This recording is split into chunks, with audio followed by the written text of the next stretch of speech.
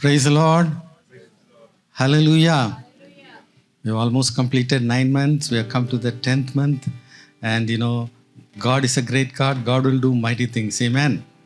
Even certain things have not been fulfilled in these 9 months. God is able to do everything in the last 3 months. Amen. Hallelujah. With God, everything is possible. So we are going to start the service with the word of God. Let us all close our eyes. Loving Heavenly Father, we thank you for this wonderful Sunday morning. Thank you for your grace. Thank you for your mercy, O God. Lord, we thank you. Thank you, God. Your grace was sufficient for all the 9 months, even in the coming 3 months, O God. Let your grace go before us, O God. Yes, Lord, in your mighty name, we totally cover the church with the precious blood of Jesus Christ. All the oppression, plans, and works of the devil, we totally destroy them, O God. Lord, we want to see that, O God. Let the name of Jesus be lifted up in this place, O God. Lord, from the beginning, in the praise and worship, in the intercession, in the message, everywhere, O God, in the testimonies, let your name be glorified in the church today, O God. Lord, we promise to give you all the glory and honor. In Jesus' name we pray. Amen, amen, amen. All right. Let's all stand up. We are going to invite the presence of the Holy Spirit in our midst. Amen.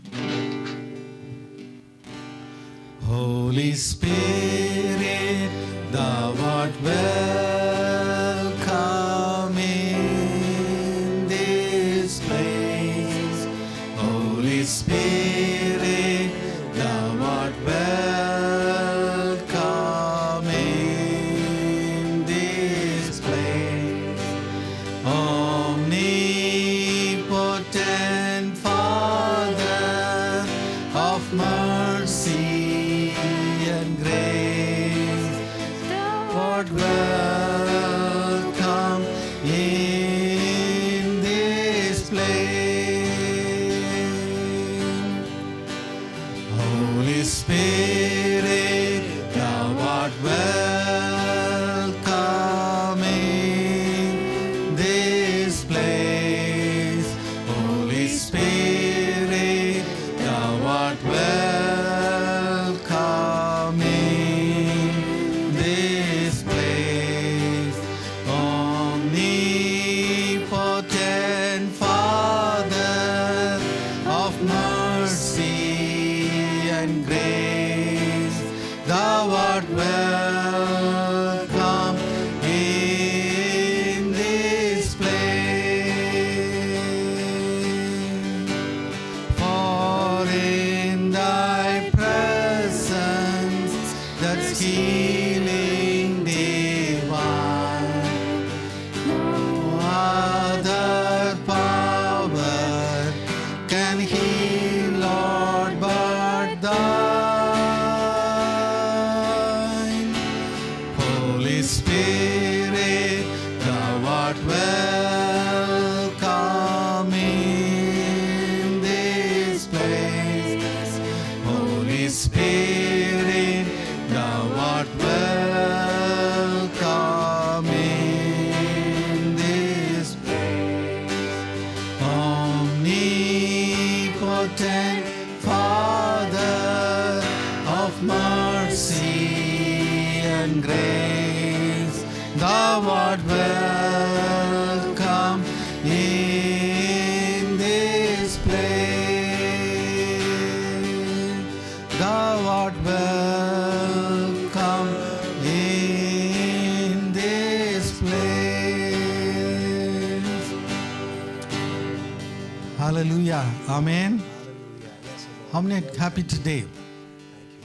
Amen. The word of God says in Luke chapter 10 verse 19, I have given you power over serpents and scorpions and over all the powers of the enemy, and nothing will anybody hurt you. Amen. How many of you believe this scripture? Because we are going to sing this song, next song, for the Lord is my tower, and we are going to crush the devil under our feet. Amen. Amen. Hallelujah. Are you sure the devil is under your feet? Amen. Amen. If you want to pass a message, you have to pass it through your feet. Hallelujah. Hallelujah. Right. First I will say, are you allowed doing the action? Okay. When you do that, spiritually, prophetically, you are enforcing your victory. Amen. Amen. Right.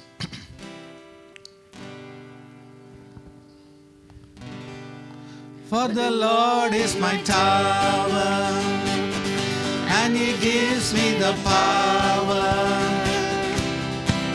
to tear down the works of the enemy. In a difficult hour, He will crush the devourer, bring the powers of darkness underneath my feet. Amen. Hallelujah. Nobody is moving. Hallelujah. Hallelujah. So when you say that He'll crush the devil under your devourer, you have to crush it and bring the powers of darkness underneath my feet. What you can do, you can crush it, or you can do with the 2 feet, or you can jump. Amen. Amen. You can touch the floor also, no problem. Amen. Ready? For the Lord is my tower, and He gives me the power to tear down the works of the enemy. In a difficult hour, He will crush the devourer, and bring the powers of darkness underneath my feet. For the Lord is my tower, and He gives me the power to tear down the works of the enemy. In a difficult hour, He will crush the devourer, and bring the powers of darkness underneath my feet. Once again. For the Lord is my tower, and He gives me the power to tear down the works of the enemy. In a difficult hour, He will crush the devourer, and bring the powers of darkness underneath my feet. Blessed be the name of the Lord.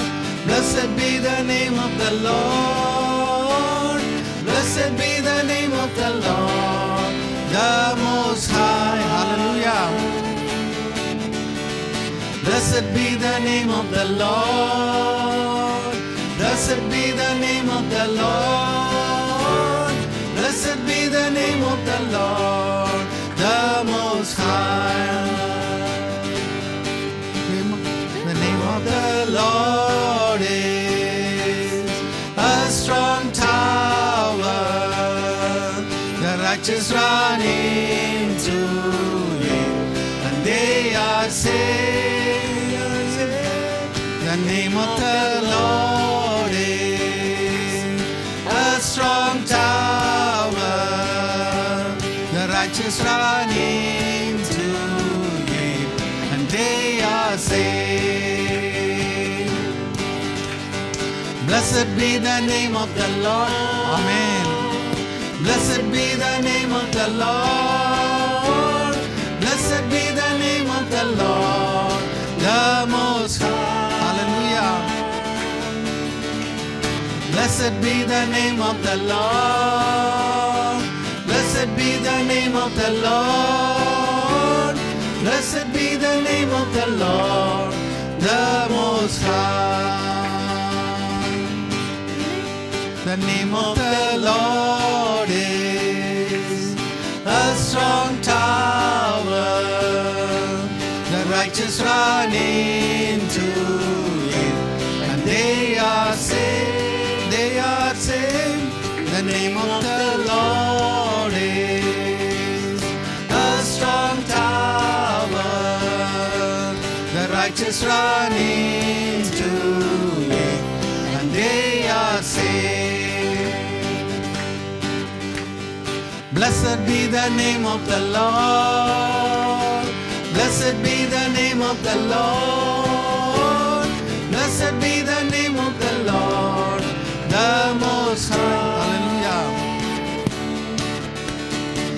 Blessed be the name of the Lord. Blessed be the name of the Lord. Blessed be the name of the Lord, the Most High. Hallelujah. Yes, O Lord, you be the blessed be our God, O Master. We worship you in spirit and in truth, O God.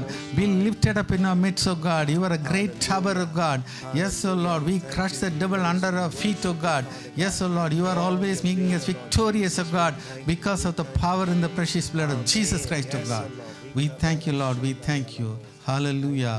You are a God who always goes before us, O God. You makes all the way perfect, O God. Hallelujah. Yes, O Lord, you are leading us from victory to victory, O God. Thank you, Lord. Thank you, Jesus. Amen. ಮುಂದೆ ಹೋಗುವೆನು ನನ್ನ ಯೇಸುವಿನೊಂದಿಗೆ, ಹಿಂದೆ ನೋಡದೆ ಹೋಗುವೆನು ಆ ಗುರಿ ಮುಟ್ಟುವ ತನಕ. ಹಿಂದೆ ನೋಡದೆ ಹೋಗುವೆನು ಆ ಗುರಿ ಮುಟ್ಟುವ ತನಕ. ಹಿಂಸೆ ಸಂಕಟ ಬಂದಾಯು ಸಂತೋಷದಿ ಆಮೆನ್. ಹಿಂಸೆ ಸಂಕಟ ಬಂದಾಯು ಸಂತೋಷದಿ ಹೋಗುವೆನು. ನನ್ನ ಶಿಲುಬೆಯನ್ನು ಹೊತ್ತು ಹೋಗುವೆನು ಆ ಗುರಿ ಮುಟ್ಟುವ ತನಕ. ನನ್ನ ಶಿಲುಬೆಯನ್ನು ಹೊತ್ತು ಹೋಗುವೆನು ಆ ಗುರಿ ಮುಟ್ಟುವ ತನಕ. ಮುಂದೆ ಹೋಗುವೆನು ನನ್ನ ಯೇಸುವಿನೊಂದಿಗೆ. ಹಲ್ಲೆಲೂಯಾ. ಹಿಂದೆ ನೋಡದೆ ಹೋಗುವೆನು ಆ ಗುರಿ ಮುಟ್ಟುವ ತನಕ. ಹಿಂದೆ ನೋಡದೆ ಹೋಗುವೆನು ಆ ಗುರಿ ಮುಟ್ಟುವ ತನಕ. ನನ್ನ ಯೇಸುವಿನ ಕೃಪೆಯು ಆಮೆನ್ ನನಗೆ ಸಾಕು ಈ ಲೋಕದಳು. ನನ್ನ ಯೇಸುವಿನ ಕೃಪೆಯು ನನಗೆ ಸಾಕು ಈ ಲೋಕದಳು. ನಾನು ಸ್ಥಿರನಾಗಿ ಮುಂದೆ ಹೋಗುವೆನು ಆ ಗುರಿ ಮುಟ್ಟುವ ತನಕ. ನಾನು ಸ್ಥಿರನಾಗಿ ಮುಂದೆ ಹೋಗುವೆನು ಆ ಗುರಿ ಮುಟ್ಟುವ ತನಕ. ಮುಂದೆ ಹೋಗುವೆನು ನನ್ನ ಯೇಸುವಿನೊಂದಿಗೆ. ಆಮೆನ್. ಹಿಂದೆ ನೋಡದೆ ಹೋಗುವೆನು ಆ ಗುರಿ ಮುಟ್ಟುವ ತನಕ. ಹಿಂದೆ ನೋಡದೆ ಹೋಗುವೆನು ಆ ಗುರಿ ಮುಟ್ಟುವ ತನಕ. ನಾನು ಸಾವಿಗೆ ಹೆದರೇನು, ನಿತ್ಯ ಜೀವವನ ಪಡೆವೆ. ಆಮೆನ್. ನಾನು ಸಾವಿಗೆ ಹೆದರೇನು, ನಿತ್ಯ ಜೀವವನ ಪಡೆವೆ. ನಾನಾತನಲ್ಲಿಯೇ ನಿತ್ಯ ಜೀವಿಸುವೆ ಆ ಗುರಿ ಮುಟ್ಟುವ ತನಕ. ನಾನಾತನಲ್ಲಿಯೇ ನಿತ್ಯ ಜೀವಿಸುವೆ ಆ ಗುರಿ ಮುಟ್ಟುವ ತನಕ.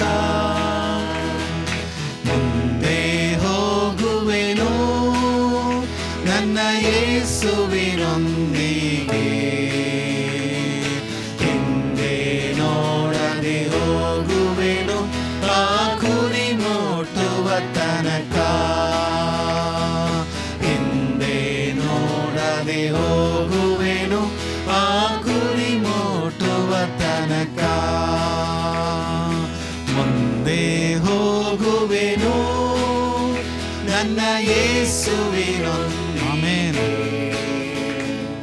ಹಿಂದೆ ನೋಡದೆ ಹೋಗುವೆನು ಆ ಗುರಿ ಮುಟ್ಟುವ ತನಕ. ಹಿಂದೆ ನೋಡದೆ ಹೋಗುವೆನು ಆ ಗುರಿ ಮುಟ್ಟುವ ತನಕ. ಆ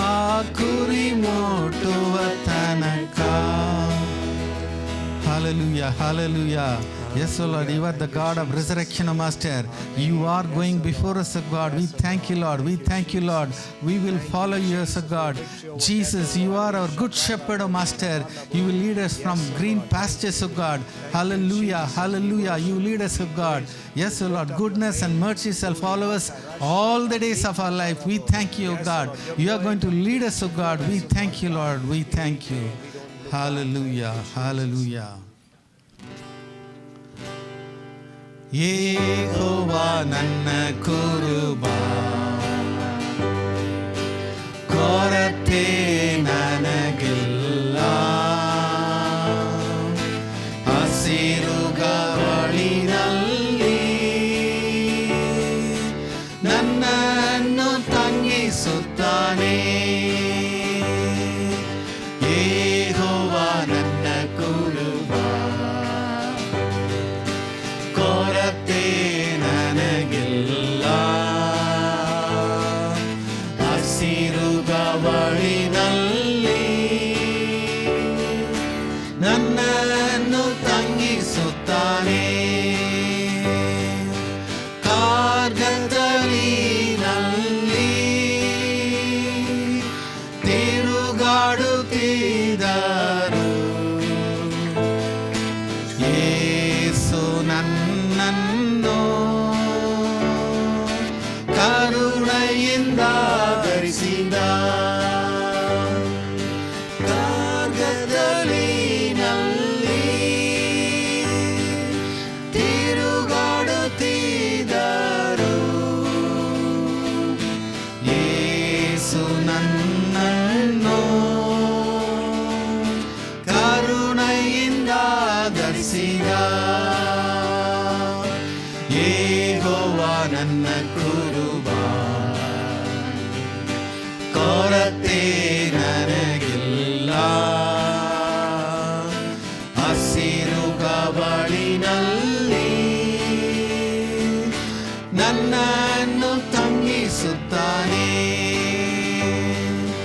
ವೈರಿಗಳ ಮುಂದೆ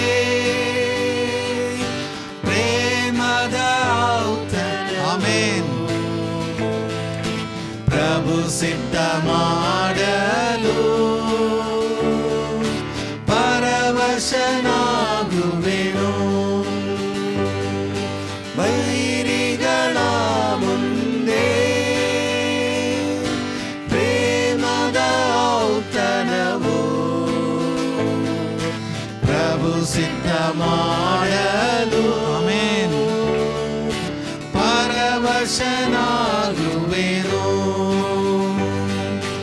ಯೆಹೋವಾ ನನ್ನ ಕುರುಬ, ಕೊರತೆ ನನಗಿಲ್ಲ. ಹಸಿರು ಗಾವಳಿನಲ್ಲಿ ನನ್ನನ್ನು ತಂಗಿಸುತ್ತಾನೆ. ತಲೆಗೆ ತೈಲದಿಂದ ಆಮೆನ್ ಅಭಿಷೇಕ ಮಾಡಿ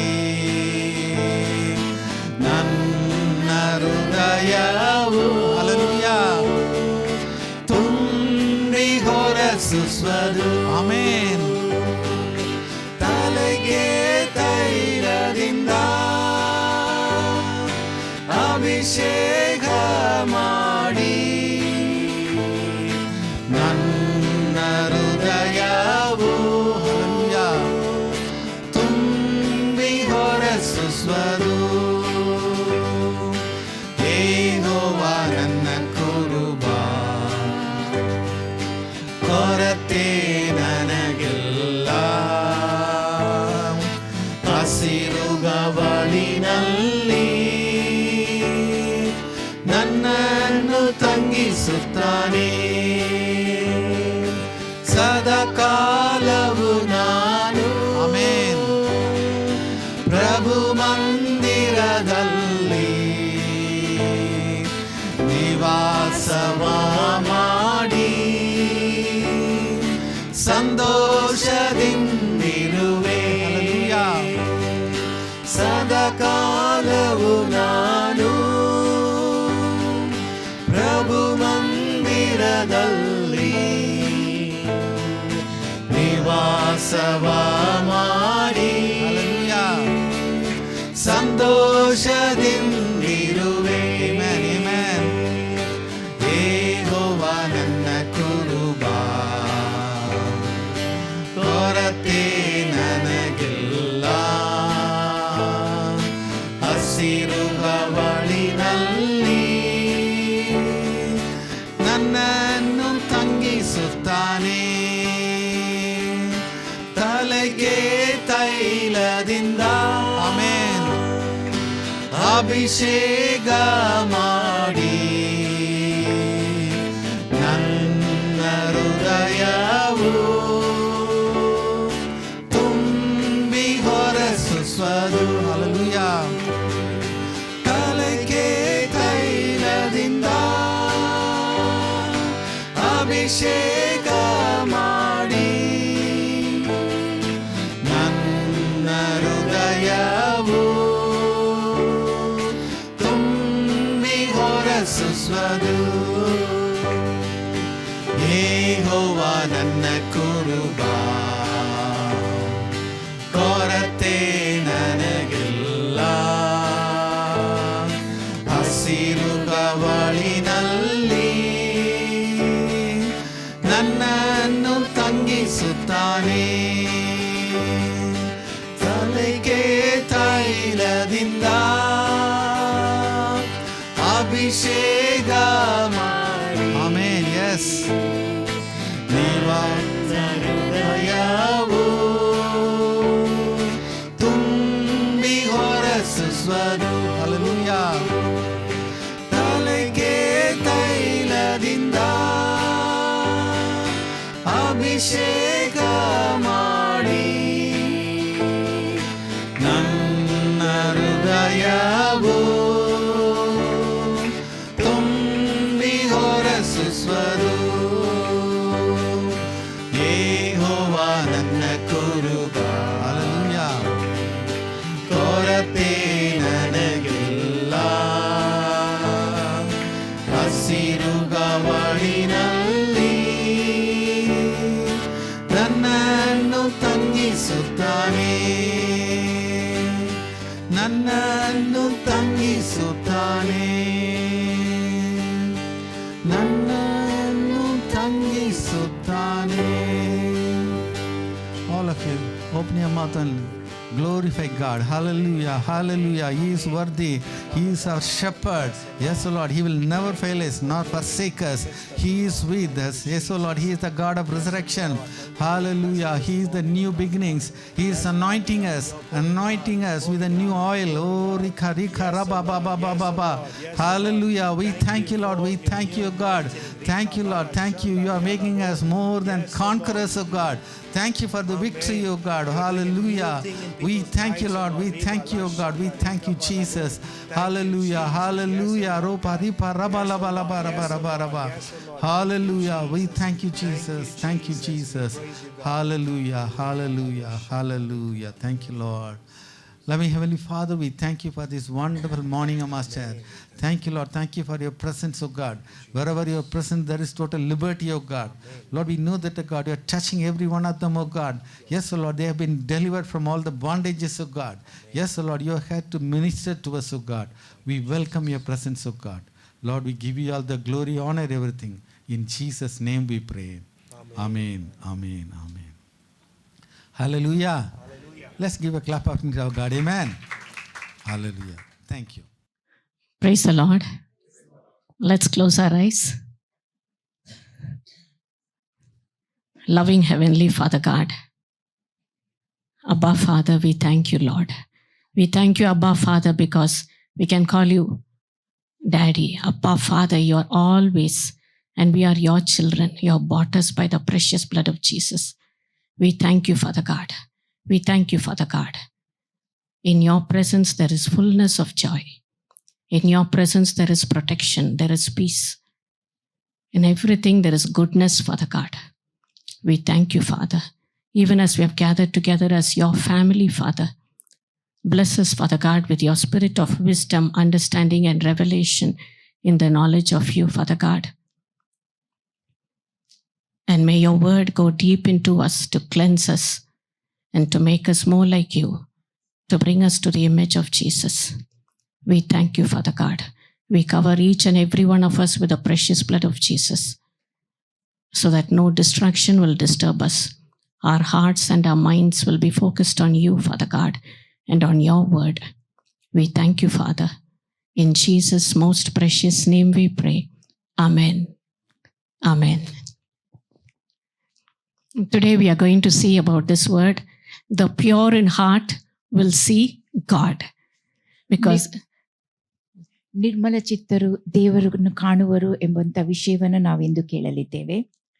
Jesus in the mount, he spoke about, he said, blessed. What are the different things? Who are the blessed people? ಬೆಟ್ಟದಲ್ಲಿ ಯೇಸು ಬೋಧಿಸುತ್ತಿರುವಂತಹ ವೇಳೆಯಲ್ಲಿ ಆತನು ಯಾರ್ಯಾರು ಧನ್ಯರು ಎಂಬುದನ್ನ ತಿಳಿಸಿದ್ದಾನೆ. And in Matthew chapter 5, one particular verse 8 says, blessed are the pure in heart, for they shall see God.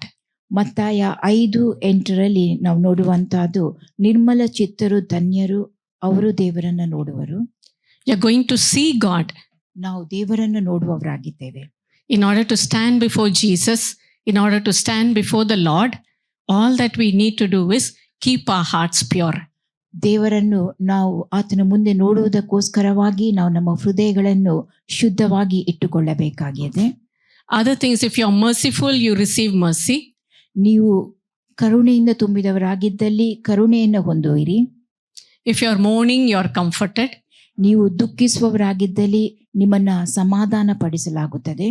But if your heart is pure, if you keep your heart pure, you will see God and you will be in God's presence.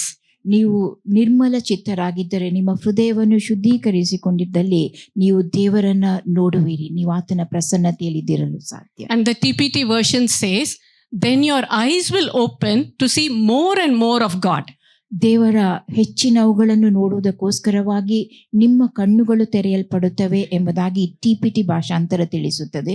That means our spiritual eyes will be opened to see more and more of God. ದೇವರ ಹೆಚ್ಚಿನ ಸಂಗತಿಗಳನ್ನು ತಿಳಿದುಕೊಳ್ಳುವುದಕ್ಕೋಸ್ಕರವಾಗಿ ನಮ್ಮ ಆತ್ಮಿಕ ಕಣ್ಣುಗಳು ತೆರೆಯಲ್ಪಡುತ್ತವೆ.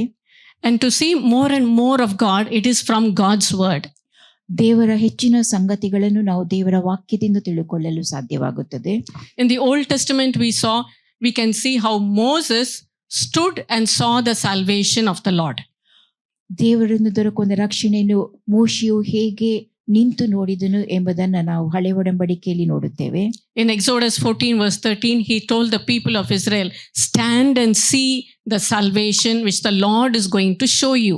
ವಿಮೋಚನ ಕಾಂಡ 14:13 ದೇವರು ನಿಮ್ಮನ್ನು ರಕ್ಷಿಸುವ ರೀತಿಯನ್ನ ನೀವು ಸುಮ್ಮನಿದ್ದು ನೋಡಿರಿ ಎಂಬುದಾಗಿ ತಿಳಿಸಲಾಗುತ್ತದೆ. They saw the hand of God doing things for them.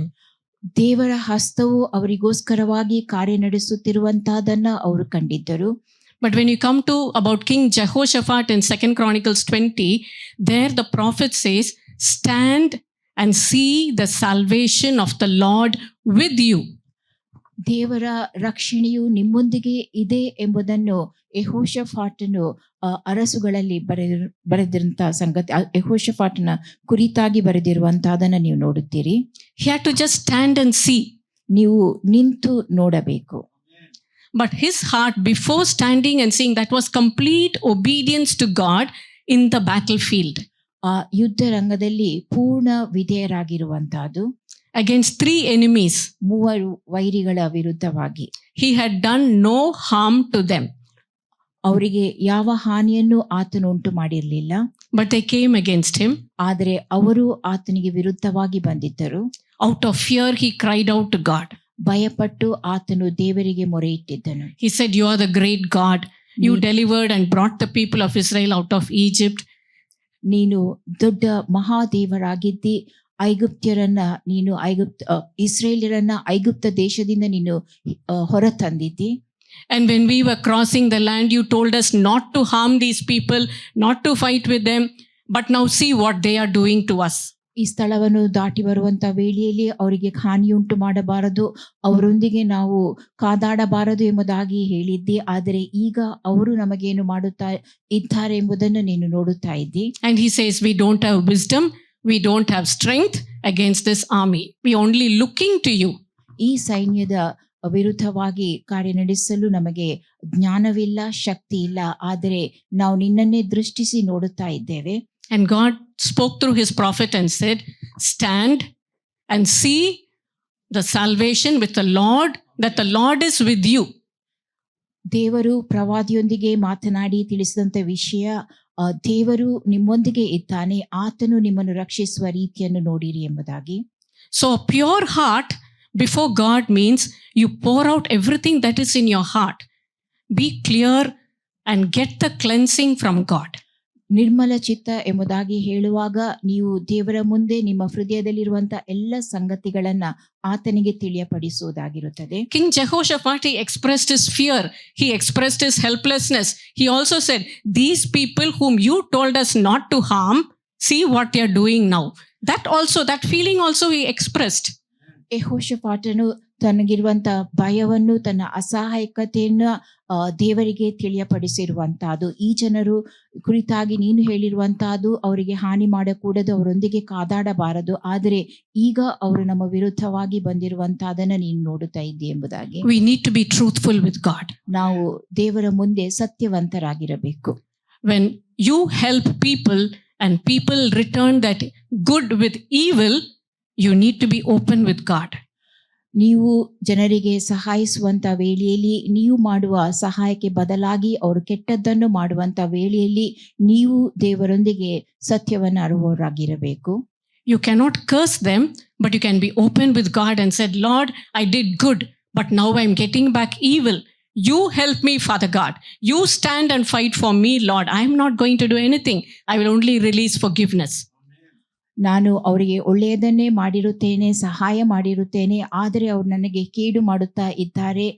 ಕಾರಣದಿಂದಾಗಿ ನೀನು ನನಗೋಸ್ಕರವಾಗಿ ಹೋರಾಡು, ನನಗೋಸ್ಕರವಾಗಿ ಕಾರ್ಯ ನಡೆಸು ಎಂಬುದಾಗಿ ದೇವರೊಂದಿಗೆ ನಾವು ಮಾತನಾಡುವವರಾಗಿರಬೇಕು. Then we will see more of God's action when he is with us. ಆತನು ನಮ್ಮೊಂದಿಗೆ ಇರುವಂತ ವೇಳೆಯಲ್ಲಿ ಆತನು ನಡೆಸುವ ಕಾರ್ಯವನ್ನು ನಾವು ಹೆಚ್ಚಾಗಿ ಕಾಣಲು ಸಾಧ್ಯವಾಗುತ್ತದೆ. But if wrong thoughts keep coming into our heart, ಆದರೆ ತಪ್ಪಾದ ಆಲೋಚನೆಗಳು ನಮ್ಮ ಹೃದಯದಲ್ಲಿ ಬರುವುದಾದಲ್ಲಿ, we have to run to God, confess and get it washed immediately. ನಾವು ದೇವರ ಬಳಿಗೆ ಓಡಿ ಹೋಗಿ ಅದನ್ನ ಅರಿಕೆ ಮಾಡಿ ಅದನ್ನ ಆ ಸಮಯದಲ್ಲಿ ಕೂಡಲೇ ಶುದ್ಧೀಕರಿಸುವವರಾಗಿರಬೇಕು. Because Hebrews 10:22 it says, let us draw near with a true heart in full assurance, having our hearts sprinkled from an evil conscience. ಇಬ್ರಿಯ 10:22 ಹೀಗೆ ಹೇಳುತ್ತದೆ, ಆದ ಕಾರಣ ನೀನು ಅಪರಾಧಿಯೆಂದು ನಮ್ಮ ಮನಸ್ಸು ನಮಗೆ ಸಾಕ್ಷಿ ಹೇಳದಂತೆ ನಾವು ಹೃದಯವನ್ನ ಪ್ರೋಕ್ಷಿಸಿಕೊಂಡು ದೇಹವನ್ನ ತಿಳಿನೀರಿನಿಂದ ತೊಳೆಕೊಂಡು ಪರಿಪೂರ್ಣವಾದ ನಂಬಿಕೆಯುಳ್ಳವರಾಗಿಯೂ ಯಥಾರ್ಥ ಹೃದಯವುಳ್ಳವರಾಗಿಯೂ ದೇವರ ಬಳಿಗೆ ಬರೋಣ. So and the only thing that will wash our evil conscience or our impure heart is the blood of Jesus. ನಮ್ಮ ಅಶುದ್ಧವಾದ ಹೃದಯ, ಕೆಟ್ಟ ಮನಸಾಕ್ಷಿಯನ್ನು ಶುದ್ಧೀಕರಿಸುವಂತಹದ್ದು ಯೇಸು ಕ್ರಿಸ್ತನ ರಕ್ತ ಮಾತ್ರವೇ. Hebrews chapter 9, Hebrews chapter 10, Paul is speaking about the power of the blood of Jesus. ಇಬ್ರಿಯ 9:10 ಪೌಲನು ಯೇಸು ಕ್ರಿಸ್ತನ ರಕ್ತದಲ್ಲಿರುವ ಶಕ್ತಿಯ ಕುರಿತಾಗಿ ತಿಳಿಸುತ್ತಾನೆ. Hebrews 9:14 he says how the blood of Jesus can purge your conscience from dead works to serve the living God. ನಿರ್ಜೀವ ಕರ್ಮಗಳಿಂದ ಜೀವ ಸ್ವರೂಪನಾದ ದೇವರನ್ನು ಆರಾಧಿಸುವುದಕ್ಕೋಸ್ಕರವಾಗಿ ಯೇಸು ಕ್ರಿಸ್ತನ ರಕ್ತವು ಯಾವ ರೀತಿಯಾಗಿ ನಿಮ್ಮ ಮನಸಾಕ್ಷಿಯನ್ನು ಶುದ್ಧೀಕರಿಸುತ್ತದೆ ಎಂಬುದನ್ನು ಇಬ್ರಿಯ 14 ನೋಡುತ್ತೇವೆ. Amen. And in Hebrews 10:22 it says, once we come to God, confess and get our conscience, our heart cleansed by the blood of Jesus, we will come with a true heart in full assurance of faith. Then we can draw near to God with full confidence. ನಾವು ನಮ್ಮ ಹೃದಯವನ್ನ ಪ್ರೋಕ್ಷಿಸಿಕೊಂಡು ದೇಹವನ್ನ ತಿಳಿನೀರಿನಿಂದ ತೊಳೆಕೊಂಡಾಗ ನಾವು ಪರಿಪೂರ್ಣವಾದ ಯಥಾರ್ಥ ಹೃದಯವುಳ್ಳವರಾಗಿ ದೇವರ ಬಳಿಗೆ ಬರುವುದಕ್ಕೆ ಸಾಧ್ಯವಾಗುತ್ತದೆ. So a pure heart is a true heart. ಆ ಶುದ್ಧ ಹೃದಯ ಅದು ಸತ್ಯವಾದ ನಿಜವಾದ ಹೃದಯವಾಗಿರುತ್ತದೆ. And the TPT version also says, nothing will keep us at a distance from him. ಟಿಪಿಟಿ ಭಾಷಾಂತರವು ತಿಳಿಸುವಂತಹದ್ದು ಆತನಿಂದ ಯಾವುದೂ ನಮ್ಮನ್ನ ದೂರವಿಡುವುದಿಲ್ಲ ಎಂಬುದಾಗಿ. That means God is close to us.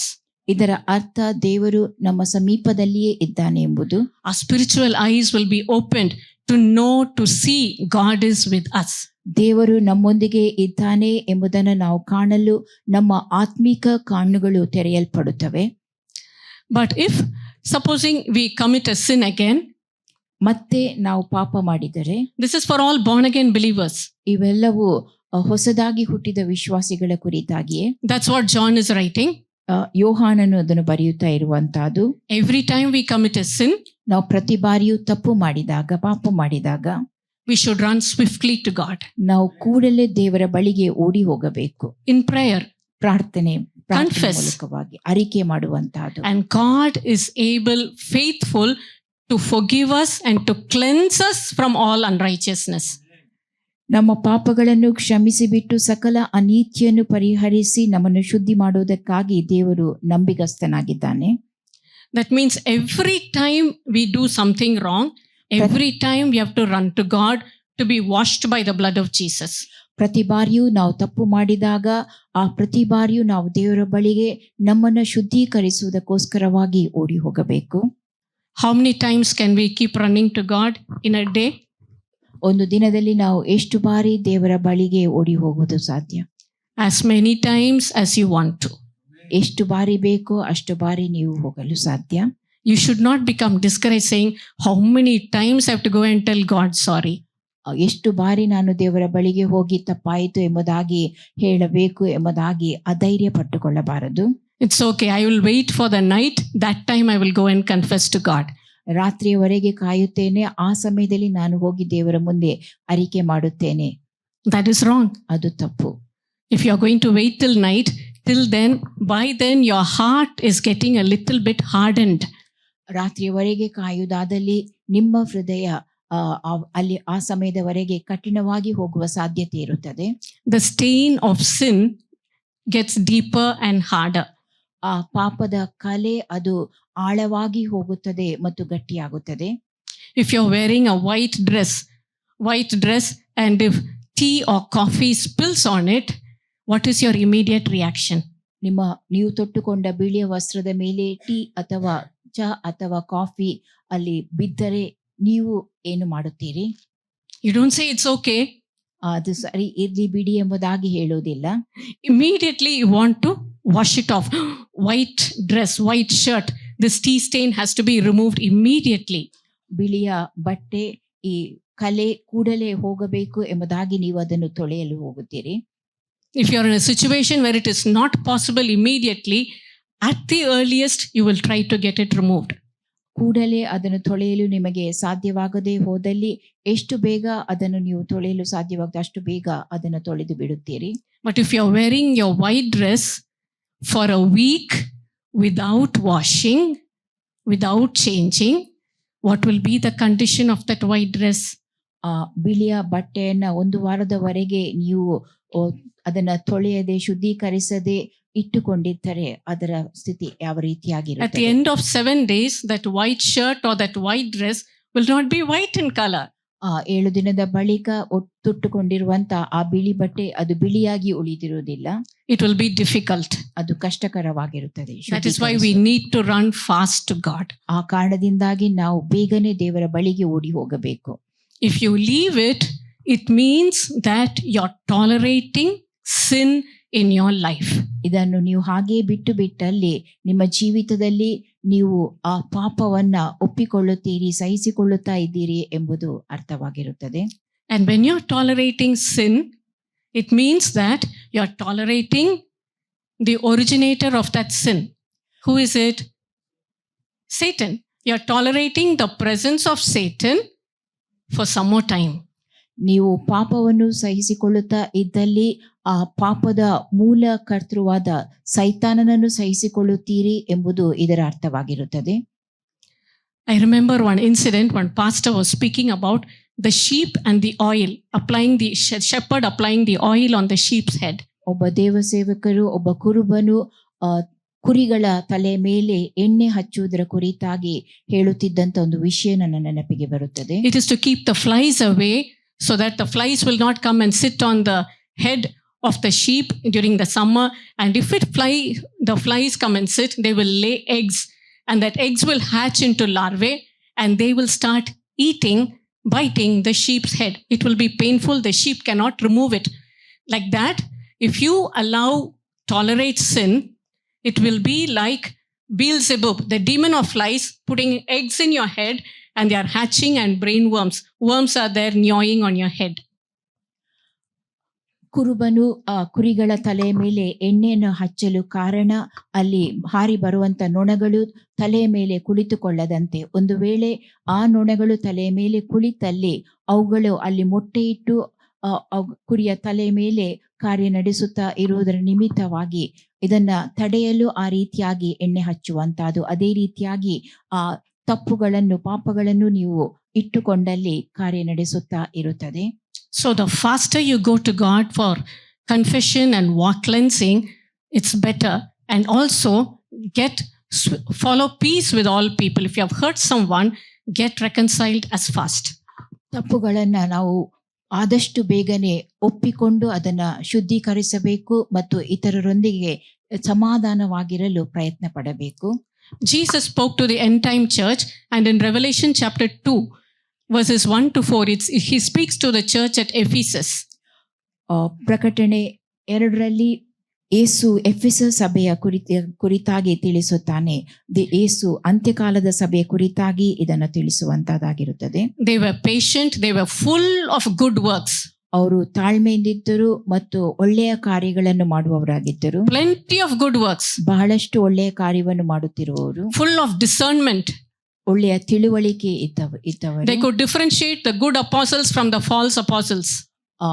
ಸುಳ್ಳು ಅಪೋಸ್ತಲರು ಹಾಗೂ ತಪ್ಪಾದ ಅಪೋಸ್ತಲರ ಕುರಿತಾಗಿ ವ್ಯತ್ಯಾಸವನ್ನು ಅವರು ಕಂಡುಕೊಳ್ಳಲು ಸಾಧ್ಯವಾಗುತ್ತಿತ್ತು. No murder, no adultery, no thieving. ಯಾವ ಕೊಲೆ, ವ್ಯಭಿಚಾರ, ಕಳ್ಳತನ ನಡೆಸದೇ ಇರುವವರು. Only one fault. ಆದರೆ ಅವರಲ್ಲಿದ್ದುದು ಕೇವಲ ಒಂದು ತಪ್ಪು. You have left your first love. ಮೊದಲ ಪ್ರೀತಿಯನ್ನು ಅವರು ತೊರೆದು ಬಿಟ್ಟಿರುವಂತಹದ್ದು. And not only the first love, it means that they have fallen down. ಮೊದಲ ಪ್ರೀತಿಯನ್ನು ತೊರೆದು ಬಿಟ್ಟದ್ದು ಮಾತ್ರವೇ ಅಲ್ಲ, ಅವರು ಕೆಳಕ್ಕೆ ಬಿದ್ದು ಹೋದವರಾಗಿದ್ದರು. And Revelation in the same chapter verse 5, chapter 2 verse 5, twice he says, repent, repent. ಪ್ರಕಟಣೆ 2:5 2 ಬಾರಿ ದೇವರ ಕಡೆಗೆ ತಿರುಗಿಕೋ ಎಂಬುದಾಗಿ ಎಚ್ಚರಿಸುತ್ತಾನೆ. Why? Because God wants us to do things out of love. ದೇವರು ನಾವು ಪ್ರೀತಿಯಿಂದ ಕಾರ್ಯ ನಡೆಸುವವರಾಗಬೇಕೆಂಬುದಾಗಿ ಬಯಸುತ್ತಾನೆ. So that falling down, losing the first love also, means heart is impure. ಮೊದಲ ಪ್ರೀತಿಯನ್ನು ಕಳಕೊಳ್ಳುವುದು ಎಂಬುದರ ಅರ್ಥ ಹೃದಯವು ಶುದ್ಧವಾಗಿಲ್ಲದೆ ಇರುವಂತಹದ್ದು. That means you're becoming indifferent. ಇದರ ಅರ್ಥ ನೀವು ಆಲಸ್ಯಗಳಾಗಿರುವಂತಹದ್ದು. They'll say ಅಲಕ್ಷ್ಯ ಮಾಡುವುದು. That means you are ignoring, not giving the due importance. ಯಾವುದಕ್ಕೆ ಪ್ರಾಧಾನ್ಯತೆ ಕೊಡಬೇಕೋ ಅದಕ್ಕೆ ಪ್ರಾಧಾನ್ಯತೆ ಕೊಡದೆ ಅವನ್ನ ಅಲಕ್ಷ್ಯ ಮಾಡುವಂತಹದ್ದು. You're doing, just example, a husband and wife, they are not loving each other the way they used to love in the beginning. ಗಂಡ ಹೆಂಡತಿ ಯಾವ ರೀತಿಯಾಗಿ ಮೊದಲು ಪ್ರೀತಿಸುತ್ತಿದ್ದರೋ ಆ ರೀತಿಯಾಗಿ ಪ್ರೀತಿಸದೇ ಇರುವಂತಹದ್ದು. But they carry on the motions of a family life. ಕುಟುಂಬ ಜೀವಿತವನ್ನು ಅವರು ಮುಂದುವರಿಸುತ್ತಾ ಹೋಗುವಂತಹದ್ದು. Food is on the table. ಮೇಜಿನಲ್ಲಿ ಆಹಾರವು ಇರುವಂತಹದ್ದು. Clothes are washed and folded. ಬಟ್ಟೆಗಳನ್ನ ತೊಳೆದು ಅವುಗಳನ್ನ ಮಡಚಿ ಇಡುವಂತಹದ್ದು. Everything goes on. ಎಲ್ಲವೂ ನಡೆಯುತ್ತಾ ಇರುತ್ತದೆ. But love, immediate communication, that urgent sharing with one another, that is missing. ಒಬ್ಬರು ಮತ್ತೊಬ್ಬರೊಡನೆ ವಿಷಯಗಳನ್ನ ಹಂಚಿಕೊಳ್ಳುವಂತಹದ್ದು ಅಲ್ಲಿ ಇಲ್ಲದೆ ಇರುವಂತಹದ್ದು. That is emptiness. ಅದು ಬರಿದಾಗಿರುವಂತಹದ್ದು. That is what Jesus doesn't like. ಅದನ್ನ ಯೇಸು ಇಷ್ಟಪಡುವುದಿಲ್ಲ.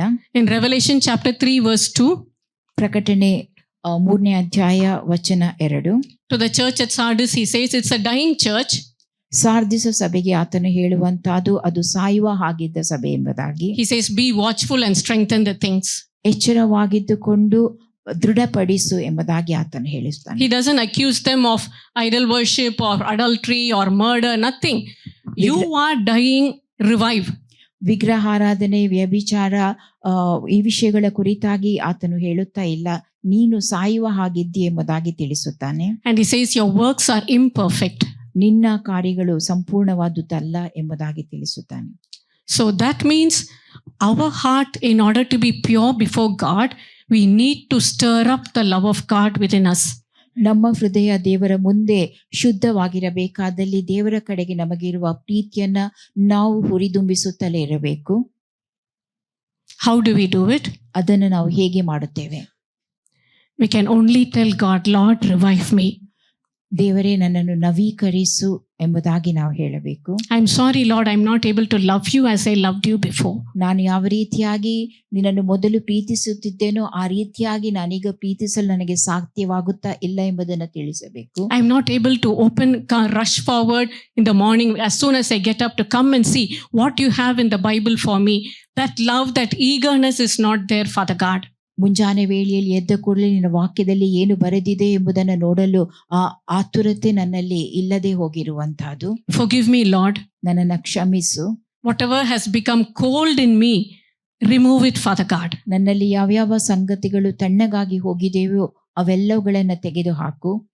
Stir up that love within me, Father God. ನನ್ನೊಳಗೆ ನಿನ್ನ ಕಡೆಗಿರುವ ಆ ಪ್ರೀತಿಯನ್ನು ಹುರಿದುಂಬಿಸು.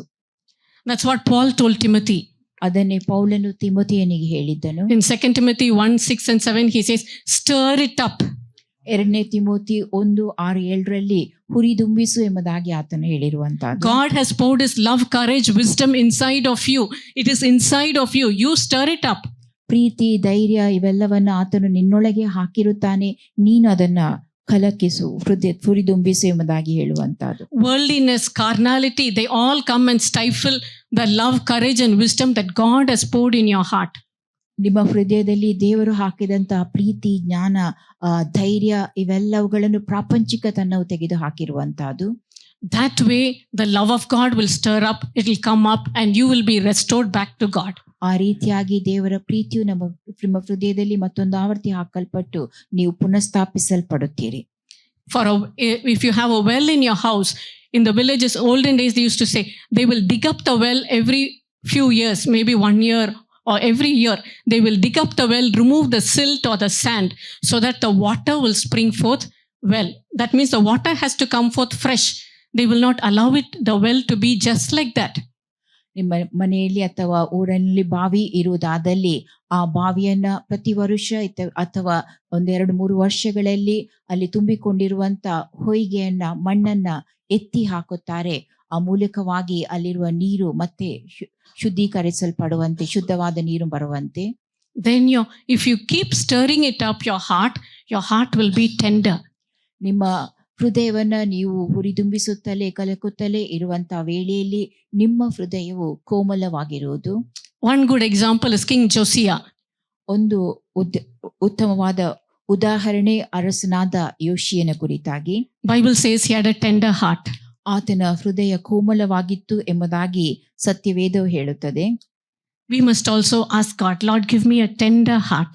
ನನಗೂ ಕೂಡ ಆ ಕೋಮಲ ಹೃದಯವನ್ನು ಕೊಡು ಎಂಬುದಾಗಿ ನಾವು ದೇವರನ್ನ ಬೇಡಿಕೊಳ್ಳಬೇಕು. To respond to the Lord. ದೇವರಿಗೆ ನಾವು ಸ್ಪಂದಿಸುವಂತೆ. Now Josiah, his great grandfather was King Hezekiah. ಯೋಷಿಯನ ಮುತ್ತಾತ ಅರಸನಾದ ಹಿಜ್ಕೀಯನಾಗಿದ್ದನು. His grandfather was King Manasseh. ಆತನ ತಾತ ಅರಸನಾದ ಮೆಸ್ಸಿಯನಾಗಿದ್ದನು. His father was King Ammon. ಅರಸನಾದ ಆಮೋನನಾಗಿದ್ದನು. Hezekiah was good in the beginning. Later on, he was not so good. ಆರಂಭದಲ್ಲಿ ಹಿಜ್ಕೀಯನು ಒಳ್ಳೆಯ ವ್ಯಕ್ತಿಯಾಗಿದ್ದನು, ಆದರೆ ಆ ಬಳಿಕ ಆತನು ಒಳ್ಳೆಯವನಾಗಿರ್ಲಿಲ್ಲ. Manasseh was a very evil king, worse than King Ahab. ಮನಸ್ಸೆ ಆತನು ಕೆಟ್ಟ ರಾಜನಾಗಿದ್ದನು, ಆಹಾಬನಿಗಿಂತಲೂ ಕೆಟ್ಟವನಾಗಿದ್ದನು. But towards the end, he repented and turned to God, and God delivered him from bondage. ಆದರೆ ಅಂತ್ಯದಲ್ಲಿ ಆತನು ದೇವರ ಕಡೆಗೆ ತಿರುಗಿಕೊಂಡನು, ದೇವರು ಆತನನ್ನ ದಾಸತ್ವದಿಂದ ಬಿಡಿಸಿದನು. Ammon was very wicked. ಆಮೋನನು ಬಹು ಕೆಟ್ಟವನಾಗಿದ್ದನು.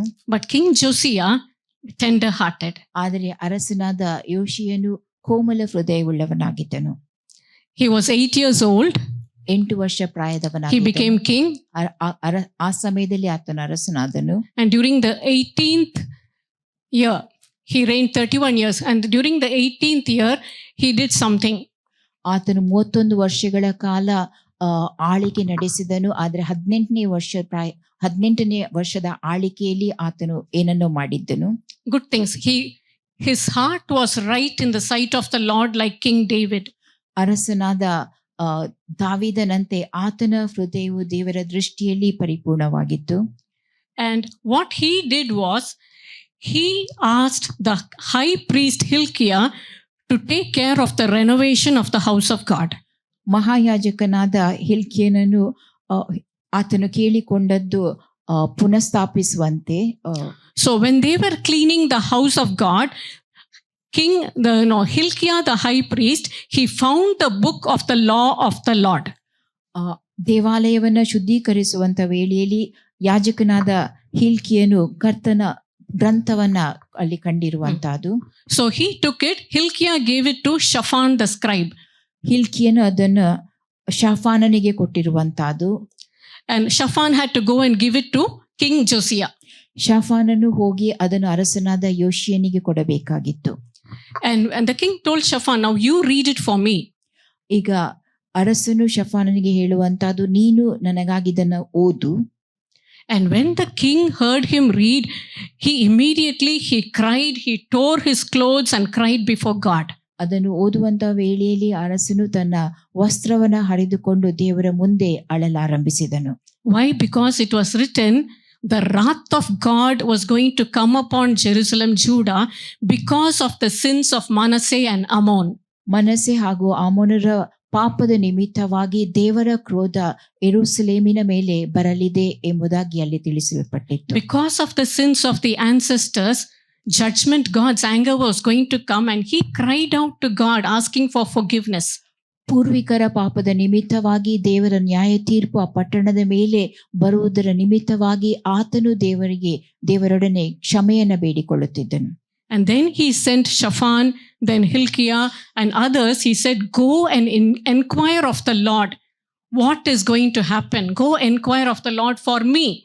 ಆ ಬಳಿಕ ಆತನು ಹಿಲ್ಕಿಯನನ್ನು, ಶಫಾನನನ್ನು, ಇತರರನ್ನ ದೇವರ ಬಳಿಗೆ ಹೋಗಿ ಆತನನ್ನು ಕೇಳಿಕೊಳ್ಳಿರಿ ಎಂಬುದಾಗಿ ಅವರಿಗೆ ತಿಳಿಸುತ್ತಾನೆ. He said, because our fathers have not obeyed the Lord. ನಮ್ಮ ಪೂರ್ವಿಕರು ದೇವರಿಗೆ ವಿಧೇಯರಾಗಿ ಜೀವಿಸಲಿಲ್ಲ. And then the prophetess by name Huldah, she gives the reply to the king. ಹಲ್ದ ಎಂಬ ಪ್ರವಾದಿನಿ ಅರಸನಿಗೆ ಉತ್ತರವನ್ನು ಕೊಡುತ್ತಾಳೆ. Because your heart was tender and you humbled yourself before the Lord when you heard what I spoke against this place and against its inhabitants, that they would become a desolation and a curse, because your heart was tender. ನಿನ್ನ ಹೃದಯ ಕೋಮಲವಾಗಿದ್ದ ನಿಮಿತ್ತ, ನೀನು ಪಾಪ ಕ್ಷಮಾಪಣೆಯನ್ನು ಬೇಡಿಕೊಂಡ ನಿಮಿತ್ತ ಈ ದೇಶವನ್ನು ಬರಡಾಗದಂತೆ ನೋಡಲಾಗುತ್ತದೆ. He says, surely therefore I will gather you to your fathers, and you shall be gathered to your grave in peace, and your eyes shall not see all the calamity which I will bring on this place. So they brought back word to the king. ನಾನು ಈ ದೇಶವನ್ನು ನಿವಾಸಿಗಳನ್ನು ಶಾಪ ವಿಸ್ಮಯಗಳಿಗೆ ಗುರಿ ಮಾಡುವೆನೆಂಬುದನ್ನು ನೀನು ಕೇಳಿದಾಗ ದುಃಖಪಟ್ಟು ನನ್ನ ಮುಂದೆ ತಗ್ಗಿಸಿಕೊಂಡದ್ದರಿಂದಲೂ ಬಟ್ಟೆಗಳನ್ನು ಹರಿದುಕೊಂಡು ಕಣ್ಣೀರು ಸುರಿಸಿದ್ದರಿಂದಲೂ ನಿನ್ನನ್ನು ಲಕ್ಷಿಸಿದೆನು. ನಾನು ಈ ದೇಶಕ್ಕೆ ಬರಮಾಡುವ ಶಿಕ್ಷೆಗಳಲ್ಲಿ ನೀನು ಒಂದನ್ನೂ ನೋಡದೆ ಸಮಾಧಾನದಿಂದ ಮೃತಿ ಹೊಂದಿ ಸಮಾಧಿ ಸೇರುವಂತೆ ಅನುಗ್ರಹಿಸುವೆನು ಎಂಬುದೇ ಎಂದು ಹೇಳಿದಳು. Because he trembled at God's word, because he had a tender heart and repented and cried, not for his sins of his forefathers, God did not allow the wrath to fall on the land in his time. ಆತನು ಕೋಮಲ ಹೃದಯವುಳ್ಳವನಾಗಿದ್ದುಕೊಂಡು ತನ್ನ ತಪ್ಪಿಗಾಗಿ ಅಲ್ಲ, ತನ್ನ ಪೂರ್ವಿಕರು ಮಾಡಿದ ತಪ್ಪು ಪಾಪ ಅವಿಧೇಯಕ್ಕೋಸ್ಕರವಾಗಿ ದೇವರೊಡನೆ ಕ್ಷಮೆ ಬೇಡಿದ ಕಾರಣದಿಂದಾಗಿ ದೇವರು ಬರಮಾಡಲಿದ್ದ ಆ ಕ್ರೋಧ ಆ ಸ್ಥಳದ ಮೇಲೆ ಬಾರದಂತೆ ಮಾಡಿರುವಂತಹದ್ದು. Josiah was a one who trembled at the word of God. ಯೋಷಿಯನು ದೇವರ ಮಾತಿಗೆ ಭಯಪಟ್ಟಿದ್ದನು. And doesn't mean only God will give forgiveness and protection. ದೇವರು ಕ್ಷಮಾಪಣೆ ಮತ್ತು ಸಂರಕ್ಷಣೆ ಮಾತ್ರವನ್ನೇ ಕೊಡುವುದಲ್ಲ, God comes to rest in the heart of one who trembles at his word.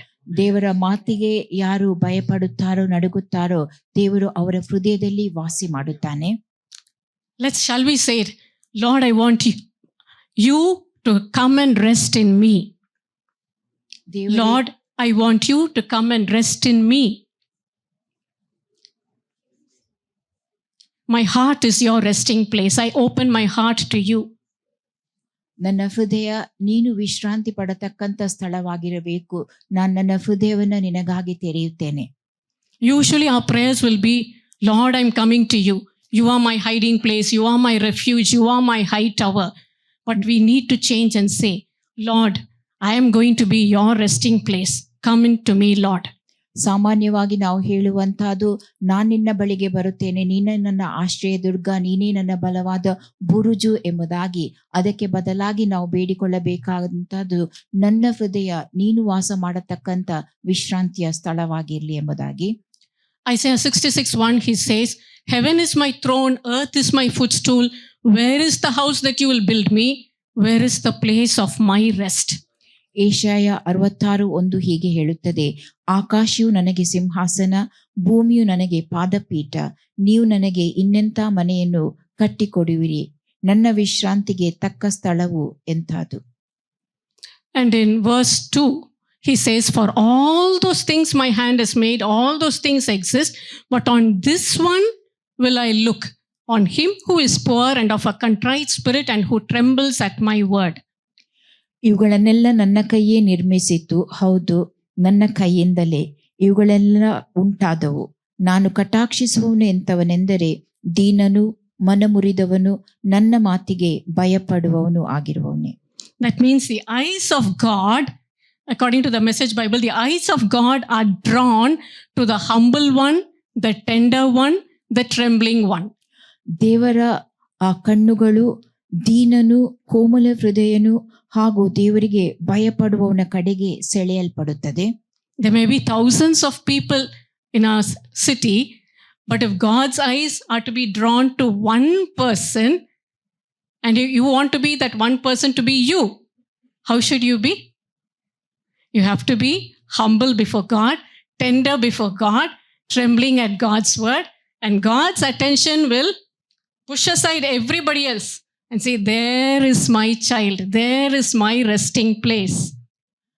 ನೀವಿರುವಂತಹ ಸ್ಥಳದಲ್ಲಿ ಸಾವಿರಾರು ಜನಗಳು ಇದ್ದಿರಬಹುದು, ಆದರೆ ದೇವರ ಕಣ್ಣುಗಳು ನಿಮ್ಮ ಕಡೆಗೆ ಸೆಳೆಯಲ್ಪಡಬೇಕಾದಲ್ಲಿ ನೀವು ದೀನರು, ದೇವರ ಮಾತಿಗೆ ಭಯಪಡುವವರು, ಕೋಮಲ ಹೃದಯರು ಆಗಿರಬೇಕು.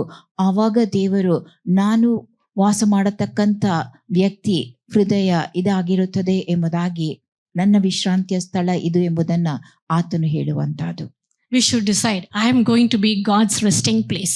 ನಾನು ದೇವರು ವಿಶ್ರಾಂತಿ ಮಾಡತಕ್ಕಂಥ ಸ್ಥಳವಾಗಿರಬೇಕೆಂಬುದಾಗಿ ನೀವು ನಿರ್ಧಾರವನ್ನು ಕೈಗೊಳ್ಳಬೇಕು.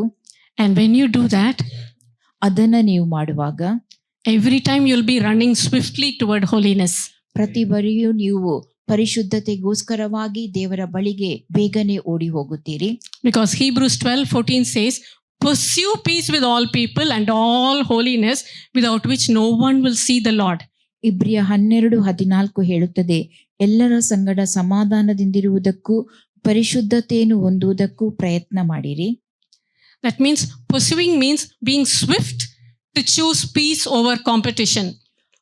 ಪ್ರಯತ್ನ ಮಾಡುವಂತಹದ್ದು ವೇಗವಾಗಿ ಎಲ್ಲರೊಂದಿಗೆ ಸಮಾಧಾನದಿಂದಿರುವುದಕ್ಕೋಸ್ಕರವಾಗಿ. And about holiness, ಪರಿಶುದ್ಧತೆ ವಿಷಯವಾಗಿ Hebrews 12:15 says, Root of bitterness, if it springs up, it will trouble you. ವಿಷವುಳ್ಳ ಬೇರು ನಿಮ್ಮಲ್ಲಿ ಚಿಗುರುವುದಾದಲ್ಲಿ ಅದು ನಿಮ್ಮಲ್ಲಿ ಅಸಮಾಧಾನವನ್ನು ಹುಟ್ಟಿಸುತ್ತದೆ, ನಿಮ್ಮನ್ನ That is one thing which spoils many Christians. ಈ ಒಂದು ಸಂಗತಿ ಅನೇಕ ಕ್ರೈಸ್ತರನ್ನ ಹಾಳು ಮಾಡುತ್ತದೆ. The works of a Christian can be rising up early, reading the Bible, praying, interceding, comforting, counseling. All those works might be there. But if in the heart there is small bit of bitterness, it's an impure heart. ಒಬ್ಬ ವಿಶ್ವಾಸಿಯು ಮುಂಜಾನೆ ವೇಳೆಯಲ್ಲಿ ಬೇಗನೆ ಎದ್ದು ದೇವರ ವಾಕ್ಯವನ್ನು ಓದುವಂತಹದ್ದು, ಧ್ಯಾನಿಸುವಂತಹದ್ದು, ಬಳಿಕ ಇತರರನ್ನ ವಾಕ್ಯ ಪ್ರಕಾರವಾಗಿ ಸಂತೈಸುವಂತಹದ್ದು, ಇವೆಲ್ಲ ಕಾರ್ಯಗಳನ್ನು ಮಾಡುತ್ತಾ ಇದ್ದಾಗಿಯೂ ಆ ವಿಷವುಳ್ಳ ಬೇರು ಕಹಿಭಾವನೆ ಅವರ ಜೀವಿತದಲ್ಲಿ ಇರುವುದಾದಲ್ಲಿ ಅವು ಅವನನ್ನು ಕೆಡಿಸುತ್ತದೆ. Check your heart every day to see, am I able to see face to face with someone, or I'm a little bit irritated with someone? If that irritation is there, confess it to God get yourself cleansed. ನಾವು ಒಬ್ಬರನ್ನ ಮುಖಾಮುಖಿಯಾಗಿ ನೋಡಲು ಸಾಧ್ಯವಾಗುತ್ತಾ ಇದೆಯೋ ಅಥವಾ ಅವರನ್ನು ಕಂಡಾಗ ಯಾವುದೇ ರೀತಿಯ ಒಂದು ಅಸಮಾಧಾನ ಕಿರಿಕಿರಿ ಇದೆಯೋ ಎಂಬುದನ್ನು ಪರೀಕ್ಷಿಸಿಕೊಳ್ಳಬೇಕು. ಒಂದು ವೇಳೆ ಅಂತ ಅಸಮಾಧಾನ ಅಥವಾ ಕಿರಿಕಿರಿ ಇದ್ದಲ್ಲಿ ನಾವು ಅದನ್ನ ಶುದ್ಧೀಕರಿಸಿಕೊಳ್ಳಬೇಕು. But irritations will come, offenses will come, hurts will come, insults will come, people will be indifferent, everything will come. The more you decide to be God's resting place, all those things will come every day, morning, noon and night. It's there for everyone, but it's up to you whether you're going to keep the trash inside or throw it out. ನೀವು ದೇವರ ವಿಶ್ರಾಂತಿಯ ಸ್ಥಳವಾಗಬೇಕೆಂಬುದಾಗಿ ನಿರ್ಧಾರವನ್ನು ಕೈಗೊಳ್ಳುವಾಗ ಇಂಥ ಕರಕರೆ, ಅಸಮಾಧಾನಗಳು, ಅವಮಾನಗಳು, ನಿಂದೆಗಳು, ಅನೇಕ ಸಂಗತಿಗಳು ಬರುತ್ತಲೇ ಇರುತ್ತವೆ. ಆದರೆ ನಿರ್ಧಾರವನ್ನು ಕೈಗೊಳ್ಳಬೇಕಾದವರು ನೀವು ಅವುಗಳನ್ನು ಇಟ್ಟುಕೊಳ್ಳಬೇಕು ಅಥವಾ ವಿಸರ್ಜಿಸಿ ಬಿಡಬೇಕು ಎಂಬುದರ ಕುರಿತಾಗಿ. It may come through anyone, your close people, dear ones, friends or other fellow Christians, anyone or anybody it can come. Don't concentrate on the person, you only concentrate on throwing out the trash. ನಿಮ್ಮ ಆಪ್ತರು, ನಿಮ್ಮ ಸ್ನೇಹಿತರು, ನಿಮ್ಮ ಬಂಧುಗಳು, ನಿಮಗೆ ಸಮೀಪವಾದವರ ಮೂಲಕವೇ ಅದು ಬರಬಹುದು. ಆದರೆ ನೀವು ಅವರ ಕಡೆಗೆ ನಿಮ್ಮ ಗಮನವನ್ನು ಹರಿಸದೆ ಅಂತಹ ವಿಷಯಗಳನ್ನು ನಿಮ್ಮೊಳಗೆಯಿಂದ ವಿಸರ್ಜಿಸಿ ಬಿಡುವುದರ ಕುರಿತಾಗಿಯೇ ನೀವು ನಿಮ್ಮ ಗಮನವನ್ನು ಹರಿಸಬೇಕು. In the New Testament, Jesus said about Nathanael, a man without any guile. ಹೊಸ ಒಡಂಬಡಿಕೆಯಲ್ಲಿ ದೇವರು ನತಾನಿಯೇಲನ ಕುರಿತಾಗಿ ಯಾವ ಕೆಟ್ಟ ಸಂಗತಿಯೂ ಆತನಲ್ಲಿ ಇಲ್ಲ ಎಂಬುದರ ಕುರಿತಾಗಿ ಸಾಕ್ಷಿಯನ್ನು ಕೊಟ್ಟಿರುತ್ತಾನೆ. About Stephen, it is recorded in Acts chapter 7 verse 55 onwards, how he could forgive the people who were accusing him, and then he could see God. He said, I see Jesus standing at the right hand of God. ಆತನು ಸ್ಟೆಫನನ ಕುರಿತಾಗಿ ಸ್ಟೆಫನನು ಯಾವ ರೀತಿಯಾಗಿ ತನಗೆ ಕೇಡನ್ನು ಬಗೆದ ಜನರನ್ನು ಕ್ಷಮಿಸುವುದಕ್ಕೆ ಸಾಧ್ಯವಾಗಿತ್ತು, ಅಂತ ಸಮಯದಲ್ಲಿ ಆತನು ದೇವರನ್ನು ನೋಡುವುದಕ್ಕೆ ಸಾಧ್ಯವಾಗಿರುವಂತಹದ್ದು. Stephen was able to see Lord Jesus. ಸ್ಟೆಫನನು ಕರ್ತನಾದ ಯೇಸು ಕ್ರಿಸ್ತನನ್ನು ನೋಡಲು ಸಾಧ್ಯವಾಗಿತ್ತು. Even when he was being stoned to death, ಆತನನ್ನು ಕಲ್ಲೆಸೆದು ಕೊಲ್ಲುವಂತ ವೇಳೆಯಲ್ಲಿಯೂ he had the heart of Jesus.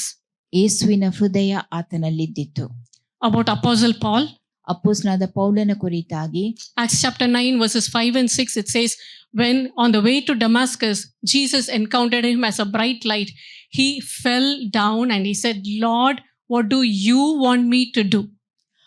ಅಪೊಸ್ತಲ ಕೃತ್ಯ 9:5-6 ಅವನು ದಮಾಸ್ಕದ ಕಡೆಗೆ ಹೋಗುತ್ತಿದ್ದಂತ ವೇಳೆಯಲ್ಲಿ ದೇವರು ದೊಡ್ಡ ಬೆಳಕಾಗಿ ಆತನನ್ನ ಸಂಧಿಸಿರುವಂತಹದ್ದು, ಆತನು ಅಡ್ಡಬಿದ್ದು ದೇವರನ್ನ ಕೇಳಿರುವಂತಹದ್ದು, ನಾನು ನಿನಗಾಗಿ ಏನು ಮಾಡಬೇಕು ಎಂಬುದಾಗಿ. He followed Jesus with all his heart. ಆತನು ಪೂರ್ಣ ಹೃದಯದಿಂದ ದೇವರನ್ನ ಹಿಂಬಾಲಿಸಿದನು. And in 2 Corinthians chapter 12 verse 7, Paul says, for the abundance of revelations that were given to me. ಸಮೃದ್ಧಿಯಾದ ಪ್ರಕಟಣೆಗಳು ಪೌಲನಿಗೆ ಕೊಡಲ್ಪಟ್ಟಿದ್ದವು ಎಂಬುದನ್ನು ಪೌಲನು ಹೇಳಿರುವಂತಹದ್ದು. Revelations from the word of God. ದೇವರ ವಾಕ್ಯದಿಂದ ಪ್ರಕಟಣೆಗಳು ಒದಗಿ ಬರುವಂತಹದ್ದು. Revelations about Lord Jesus. ಕರ್ತನಾದ ಯೇಸು ಕ್ರಿಸ್ತನ ಕುರಿತಾದಂತ ಪ್ರಕಟಣೆಗಳು, ತಿಳುವಳಿಕೆಗಳು. About the resurrection. ಪುನರುತ್ಥಾನದ ಕುರಿತಾಗಿ. About the rapture. ಎತ್ತಲ್ಪಡುವಿಕೆಯ ಕುರಿತಾಗಿ. So many things. ಇನ್ನು ಅನೇಕ ಸಂಗತಿಗಳು. His spiritual eyes were open to see more of God. ದೇವರ ಹೆಚ್ಚಿನ ಸಂಗತಿಗಳನ್ನು ತಿಳುಕೊಳ್ಳುವುದಕ್ಕೋಸ್ಕರವಾಗಿ ಆತನ ಆತ್ಮಿಕ ಕಣ್ಣುಗಳು ತೆರೆಯಲ್ಪಟ್ಟಿದ್ದವು. That is why in Ephesians chapter 1, he prays for the church at Ephesus verses 17 and 18. ಎಫೆಸ 1:17-18 ಆತನು ಎಫೆಸ ಸಭೆಗೋಸ್ಕರವಾಗಿ ದೇವರನ್ನು ಕೊಂಡಾಡುವಂತಹದ್ದು. He says that our God, the Father of our Lord Jesus Christ, will give unto you the spirit of wisdom and revelation, that the eyes of your understanding being opened. ನಿಮ್ಮ ಆತ್ಮಿಕ ಕಣ್ಣುಗಳು ತೆರೆಯಲ್ಪಡುವಂತೆ ನಮ್ಮ ದೇವರು, ಪ್ರಭಾವದ ದೇವರು, ಕರ್ತನಾದ ಯೇಸು ಕ್ರಿಸ್ತನ ತಂದೆಯು ನಿಮಗೆ ತಿಳುವಳಿಕೆಯನ್ನ ಕೊಡುವಂತಹದ್ದು. That should be our prayer. ಅದು ನಮ್ಮ ಪ್ರಾರ್ಥನೆಯಾಗಿದ್ದಿರಬೇಕು. Lord, open my spiritual eyes to see more of you. ನಿನ್ನನ್ನು ಹೆಚ್ಚಾಗಿ ನೋಡುವುದಕ್ಕೋಸ್ಕರವಾಗಿ ನನ್ನ ಆತ್ಮಿಕ ಕಣ್ಣುಗಳನ್ನು ತೆರೆಯ ಮಾಡು. Every time I read the word, I meditate, I want to see more of you in the word. ಪ್ರತಿ ಬಾರಿಯೂ ನಾನು ದೇವರ ವಾಕ್ಯವನ್ನ ಓದಿ ಧ್ಯಾನಿಸುವಂತ ವೇಳೆಯಲ್ಲಿ ಆ ವಾಕ್ಯದ ವಿಷಯವಾಗಿ ಹೆಚ್ಚಿನವುಗಳನ್ನ ಕಂಡುಕೊಳ್ಳಬೇಕು. God will definitely answer that prayer. ಖಂಡಿತವಾಗಿಯೂ ದೇವರು ಆ ಪ್ರಾರ್ಥನೆಗೆ ಉತ್ತರಿಸುತ್ತಾನೆ. One last caution. ಒಂದು ಕಡೆಯ ಎಚ್ಚರಿಕೆ. 1 Peter chapter 2 verses 1 and 2. 1 ಪೇತ್ರ 2ನೇ ಅಧ್ಯಾಯ ವಚನ 1 ಹಾಗೂ 2. Because 1 Peter chapter 2 1 and 2 it says, we usually remember this part, desire the sincere milk of the word like babes. ನೀವು ಮಕ್ಕಳಂತೆ ಆ ಪಾರಮಾರ್ಥಿಕ ಶುದ್ಧ ಹಾಲನ್ನು ಬಯಸಿರಿ. But before you desire the milk of the word, before you read the word, you have to lay aside something. ನೀವು ಆ ವಾಕ್ಯವನ್ನು ಓದುವುದಕ್ಕಿಂತ ಮುಂಚಿತವಾಗಿ ಏನನ್ನು ನೀವು ಪಕ್ಕದಲ್ಲಿ ಬದಿಗಿಡಬೇಕು. He says, lay aside malice, guile, hypocrisy, envy, and all evil speaking. ಎಲ್ಲಾ ಕೆಟ್ಟತನವನ್ನ, ಹೊಟ್ಟೆ ಕಿಚ್ಚನ್ನ, ಕೆಟ್ಟ ಮಾತುಗಳನ್ನ ಆಡುವುದೆಲ್ಲವನ್ನ ನೀವು ಬದಿಗಿಡಬೇಕೆಂಬುದಾಗಿ He says, cleanse your heart, purify your heart. ನಿಮ್ಮ ಹೃದಯವನ್ನ ನೀವು ಶುದ್ಧೀಕರಿಸಿಕೊಳ್ಳಿರಿ. God will convict us. ದೇವರು ನಮ್ಮ ಪಾಪದ ಅರುಹನ ನಮ್ಮಲ್ಲಿ ಹುಟ್ಟಿಸುತ್ತಾನೆ. When we speak evil of someone, ನಾವು ಯಾರ ಕುರಿತಾಗಿ ಕೆಟ್ಟದ್ದಾಗಿ ಮಾತನಾಡಿದ್ದಲ್ಲಿ, it would be the truth. They would have really done evil to you, but we do not know whether they have repented before God and asked God's forgiveness. ಅದು ಸತ್ಯವೇ ಆಗಿದ್ದಿರಬಹುದು, ಅವರು ಕೆಟ್ಟದ್ದನ್ನು ನುಡಿದಿರಬಹುದು, ಆದರೆ ನಿಮಗೆ ತಿಳಿದಿಲ್ಲ ಅವರು ತಾವು ಮಾಡಿದ ತಪ್ಪಿಗೋಸ್ಕರವಾಗಿ ದೇವರೊಡನೆ ಕ್ಷಮಾಪಣೆ ಬೇಡಿಕೊಂಡಿದ್ದಿರುವಂತ ವಿಷಯ. Because that person will also be a child of God. ಆ ವ್ಯಕ್ತಿ ಕೂಡ ಒಬ್ಬ ದೇವ ಮಗುವಾಗಿದ್ದಿರಬಹುದು. And when you speak of one person to another child of God, God doesn't like it. ನೀವು ಒಬ್ಬ ವ್ಯಕ್ತಿಯ ಕುರಿತಾಗಿ ಮತ್ತೊಬ್ಬ ದೇವ ಮಕ್ಕಳೊಂದಿಗೆ ಮಾತನಾಡುವಾಗ ದೇವರು ಅದರ ಕುರಿತಾಗಿ ಸಂತೋಷ ಪಟ್ಟುಕೊಳ್ಳೋದಿಲ್ಲ. You have to be sensitive to the Holy Spirit. ನೀವು ಪವಿತ್ರಾತ್ಮನಿಗೆ ಬಹು ಸೂಕ್ಷ್ಮವಾಗಿದ್ದಿರಬೇಕು. So lay aside malice, guile, hypocrisy, envy, and evil speaking, and then desire the word of God. That will purify. You will be with a pure heart. You can receive more and more of God.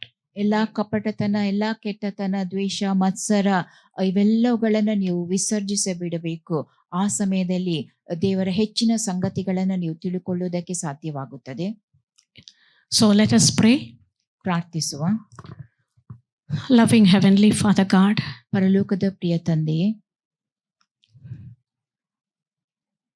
we submit ourselves to you, Father God. ನಮ್ಮನ್ನ ನಾವು ನಿನ್ನ ವಶಕ್ಕೆ ಒಪ್ಪಿಸಿಕೊಡುತ್ತೇವೆ. You know everything in our hearts, Father. ನಮ್ಮ ಹೃದಯದಲ್ಲಿರುವ ಎಲ್ಲವನ್ನು ನೀನು ತಿಳಿದಿರುತ್ತಿ.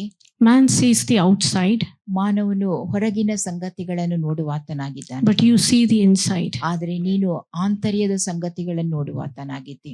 You know our desire for you. ನಾವು ನಿನಗಾಗಿ ಇಚ್ಛಿಸುವಂತ ಸಂಗತಿಗಳನ್ನ ನೀನು ತಿಳಿದಿದ್ದಿ. Because we want to draw closer to you, be strongly rooted in your love. ನಿನ್ನ ಸಮೀಪಕ್ಕೆ ಬಂದು ನಿನ್ನ ಪ್ರೀತಿಯಲ್ಲಿ ನಾವು ಬೇರೂರಿ ನಿಂತುಕೊಳ್ಳಬೇಕೆಂಬ ಇಚ್ಛೆ ನಮ್ಮದಾಗಿದೆ. In your love, in your wisdom, in your power. ನಿನ್ನ ಪ್ರೀತಿ, ನಿನ್ನ ಜ್ಞಾನ, ನಿನ್ನ ಶಕ್ತಿಯಲ್ಲಿ We want to be unshakable in you. ನಾವು ಎಂದು ನಿನ್ನಲ್ಲಿ ಅಲುಗಾಡದೆ ಇರುವವರಾಗಿರಬೇಕು. In your word. ನಿನ್ನ ಮಾತಿನಲ್ಲಿ, ನಿನ್ನ ವಾಕ್ಯದಲ್ಲಿ. And we want to be counted worthy to stand before Jesus when he comes in the midair. ಯೇಸು ಕ್ರಿಸ್ತನು ಮಧ್ಯ ಆಕಾಶದಲ್ಲಿ ಬರುವಂತ ವೇಳೆಯಲ್ಲಿ ನಾವು ಆತನ ಮುಂದೆ ನಿಂತುಕೊಳ್ಳುವುದಕ್ಕೆ ಯೋಗ್ಯರಾಗಿರಬೇಕು. Open the eyes of our understanding, Lord. ನಮ್ಮ ಮನೋನೇತ್ರಗಳನ್ನ ನೀನು ಬೆಳಗಿಸು. Grant us wisdom, understanding, revelation in the knowledge of you. ನಿನ್ನ ಕುರಿತಾದ ಜ್ಞಾನ, ತಿಳುವಳಿಕೆಯನ್ನು ನಾವು ತಿಳಿದುಕೊಳ್ಳುವುದಕ್ಕೆ ಸಾಧ್ಯವಾಗ ಮಾಡು.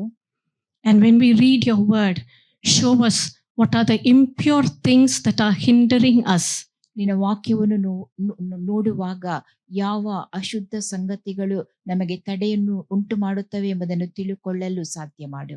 Hindering us from seeing you, Lord. ನಿನ್ನನ್ನು ನಾವು ಕಾಣದಂತೆ ಅಡೆತಡೆಯನ್ನು ಉಂಟು ಮಾಡುವಂತಹ ಸಂಗತಿಗಳು. We do not want those unclean things in us anymore. ಆ ಅಶುದ್ಧ ಸಂಗತಿಗಳು ಇನ್ನೆಂದೂ ನಮ್ಮಲ್ಲಿ ಇರಕೂಡದು. We want to be sensitive to the Holy Spirit. ಪರಿಶುದ್ಧಾತ್ಮನಿಗೆ ನಾವು ಸೂಕ್ಷ್ಮ ಹೃದಯವುಳ್ಳವರಾಗಿರಬೇಕು. We want to repent, confess and forsake them all. ನಾವು ಪಶ್ಚಾತ್ತಾಪ ಪಟ್ಟು ಅಂತ ಎಲ್ಲ ಸಂಗತಿಗಳನ್ನ ಬಿಟ್ಟು ಬಿಡುವವರಾಗಬೇಕು. Purify us, Father God. ನಮ್ಮನ್ನ ನೀನು ಶುದ್ಧೀಕರಿಸು. Strengthen us, Father God. ನಮ್ಮನ್ನ ಬಲಪಡಿಸು. Discern us, Father God. ತಿಳುವಳಿಕೆಯ ವಿವೇಚನೆಯನ್ನು ಅನುಗ್ರಹಿಸಿಕೊಡು. We want to stand strong in holiness. ನಾವು ಪರಿಶುದ್ಧತೆಯಲ್ಲಿ ದೃಢವಾಗಿರಬೇಕು. We do not want to buckle down before wickedness. ಆ ಪಾಪದ ಮುಂದೆ ನಾವು ಬಿದ್ದು ಹೋಗಕೂಡದು. We shouldn't buckle down before wicked people. ದುಷ್ಟ ಜನರ ಮುಂದೆಯೂ ನಾವು ಬಿದ್ದು ಹೋಗಕೂಡದು. Wearing the belt of truth ಸತ್ಯವೆಂಬ ನಡುಕಟ್ಟನ್ನ ಕಟ್ಟಿಕೊಂಡವರಾಗಬೇಕು. and wearing the preparation of the gospel of peace for our feet. ಸಮಾಧಾನದ ಸುವಾರ್ತೆಯನ್ನು ಸಾರುವ ಕೆಡವನ್ನ ನಾವು ಧರಿಸಿಕೊಳ್ಳಬೇಕು. With the breastplate of your righteousness. ನಿನ್ನ ನೀತಿಯ ವಜ್ರ ಕವಚವನ್ನು ಧರಿಸಿಕೊಂಡು. With the helmet of salvation. ರಕ್ಷಣೆ ಎಂಬ ಶಿರಸ್ತ್ರಾಣವನ್ನು ಧರಿಸಿಕೊಂಡವರಾಗಿ. With a shield of faith in one hand and the sword of the spirit in the other. ಒಂದು ಕೈಯಲ್ಲಿ ನಂಬಿಕೆ ಎಂಬ ಗುರಾಣಿ ಹಾಗೂ ಮತ್ತೊಂದು ಕೈಯಲ್ಲಿ ವಾಕ್ಯವೆಂಬ ಕತ್ತಿ. We want to stand as bold warriors of Jesus Christ. ನಾವು ಯೇಸು ಕ್ರಿಸ್ತನ ಧೈರ್ಯದಿಂದ ತುಂಬಿದ ವೀರರಾಗಿ ಯೋಧರಾಗಿರುವಂತಹದ್ದು. Every day, Father God. ಪ್ರತಿನಿತ್ಯವೂ. To stand as bold, strong warriors. ನಾವು ಧೈರ್ಯದಿಂದ ಇದ್ದಿರುವಂತ ಬಲಿಷ್ಠರಾದ ಯುದ್ಧ ವೀರರು. And in all this we want you to come and dwell in us, to find your resting place in us, Father God. ನೀನು ನಮ್ಮೊಳಗೆ ವಾಸ ಮಾಡತಕ್ಕದ್ದು, ನೀನು ವಾಸ ಮಾಡತಕ್ಕಂಥ ವಿಶ್ರಾಂತಿಯ ಸ್ಥಳ ನಾವಾಗಿರುವಂತಹದ್ದು. In Jesus' most precious name we pray. ಯೇಸುವಿನ ಅಮೂಲ್ಯವಾದ ನಾಮದಲ್ಲಿ ನಾವು ಪ್ರಾರ್ಥಿಸುತ್ತೇವೆ. In Jesus' name we pray. Amen. ಯೇಸುವಿನ ನಾಮದಲ್ಲಿ ನಾವು ಪ್ರಾರ್ಥಿಸುತ್ತೇವೆ. Amen. Hallelujah. For the Lord is my tower, and He gives me the power to tear down the world of the enemy. In a difficult hour, He will crush the devourer, and in the paths of darkness underneath my feet. For the Lord is my tower, and He gives me the power to tear down the world of the enemy. In a difficult hour, He will crush the devourer, and bring the paths of darkness underneath my feet. Once again. For the Lord is my tower, and He gives me the power to tear down the works of the enemy. In a difficult hour, He will crush the devourer, the paths of darkness underneath my feet. Blessed be the name of the Lord. Blessed be the name of the Lord. Blessed be the name of the Lord, the Most High. Hallelujah. Blessed be the name of the Lord. Blessed be the name of the Lord. Blessed be the name of the Lord, the Most High. The name of the Lord is a strong tower. The righteous run into it, and they are saved. The name of the Lord is a strong tower.